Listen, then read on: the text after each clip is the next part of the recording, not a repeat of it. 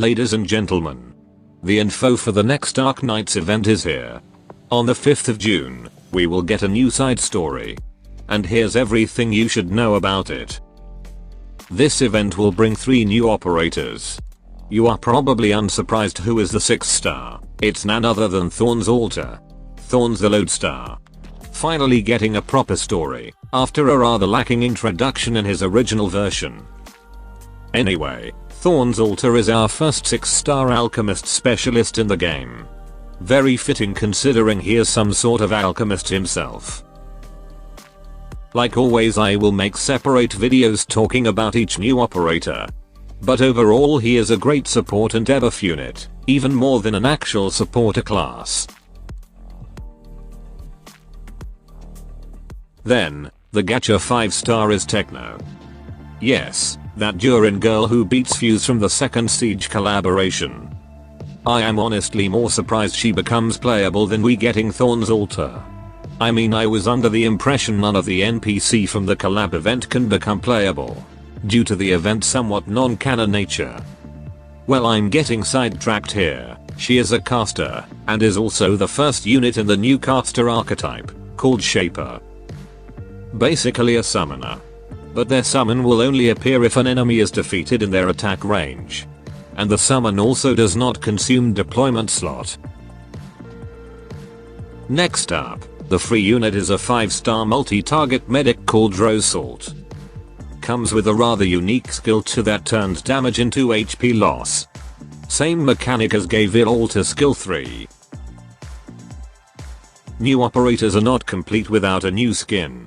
In this update we will get 2 new skins for Tequila and Ray.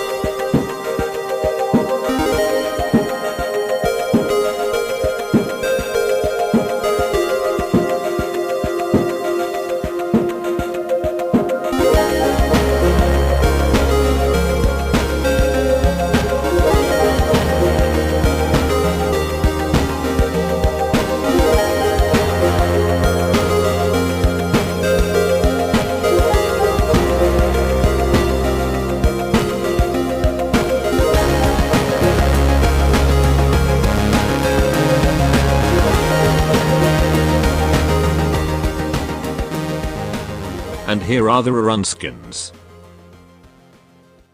Alright, let's see this event mechanics and enemies. We'll be fighting on top of a moving ship in the vast Iberian desert. In all of these event stages, there will be hazardous terrains between either decks or ships.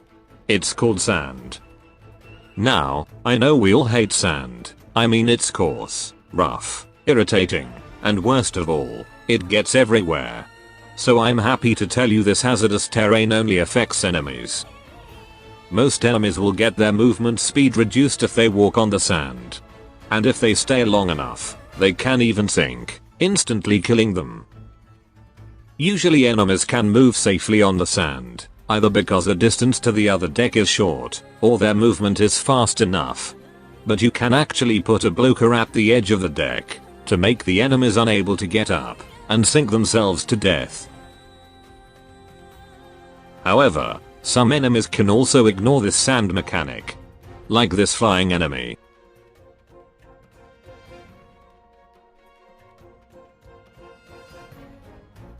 This giant slug thingy.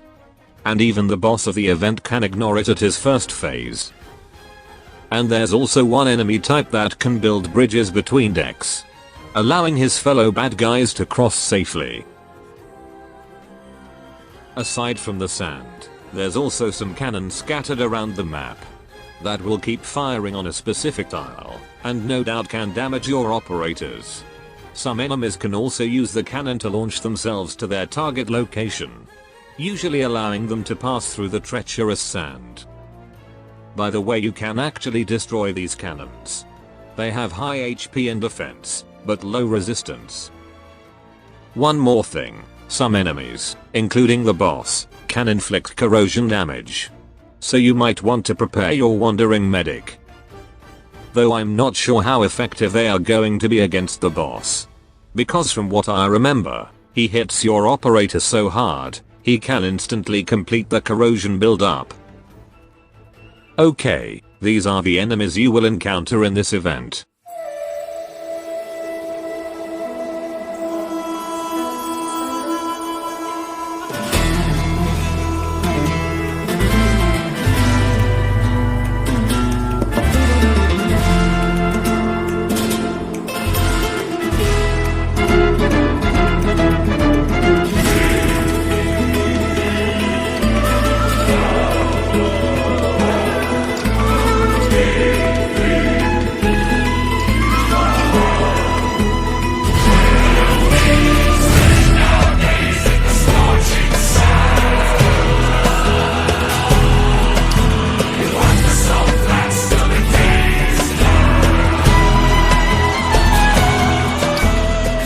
As for the boss, we are going to fight an Iberian Inquisitor, currently known as Anastasio.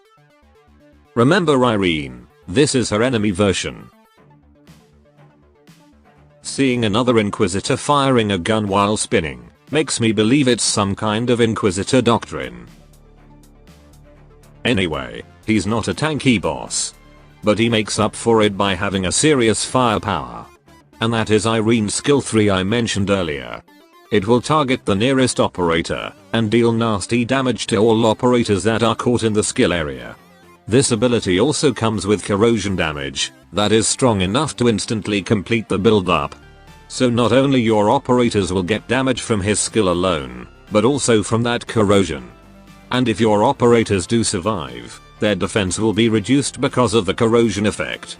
So they might not survive the next hit. Other than that, Anastasio can also ignore sand effect in his first phase, can bypass a blocker, like what Crown Slayer does, and can strengthen cannons that are on the map. I think the best way to fight him is like how you fight Cliff. Maintain your operator's distance. And let God's strongest soldier fight the strongest battle. And by that it usually means use Ulpianus plus Gladiator. Can't reduce someone's defense if he doesn't have one to begin with. Though a strong defender with a sufficient healer is also a good option. Or maybe use a fast redeploy to bait his skill attack. Clearing all of this event stages will give you 28 yellow rocks. Like always, farm event stages, get currency, and buy items in the event shop. These are the tier 3 materials that should have a higher drop rate in the event. For the new module, Arts Fighter will get their module in this update. Which includes a Delta module for VV, a module for Himalayan Salt, and a second module for Apple Pie. Next up, in this update we will get the long-awaited and massive update to the base, that finally moves the base out of beta. If we follow CN, this update should have been added later, but we global dwellers got it a bit early, which is nice. First of all, the game will add some new rooms, called activity rooms, which function similar to dorms, but you can only place one operator per room, and instead of recovering moral, this place is used to increase operator trust. And the bigger the ambience, the bigger the trust increases. Additionally, you can also control an operator placed in activity rooms, like moving them around the base, interacting with furniture, playing their poke or special animations, and play simple emotes.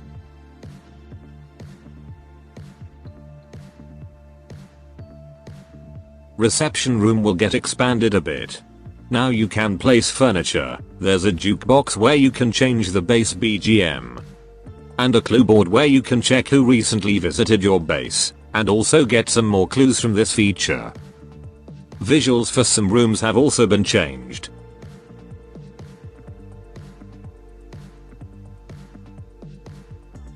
There's also some quality of life update in the base. Like how you can lock a slot to prevent operator inside it get affected by shift rotation or instant rest button. And with this update, making a promotion chip in the factory is now instant.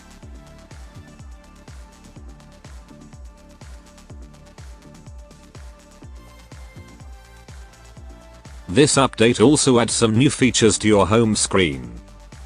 I suppose it's similar to the Blue Archive, where the game adds auto rotation for your assistant. You can now assign multiple operators to this auto rotation, so you can automatically have different operators each day. Or just your waifu in a different outfit. You can also setting the lobby UI and background. There will be a new mail feature. A module showcase will be added. New operator records and paradox simulation. New furniture theme. Secretary bird, and this skin for perfumer will be added to the search shop. That should be all. Adios.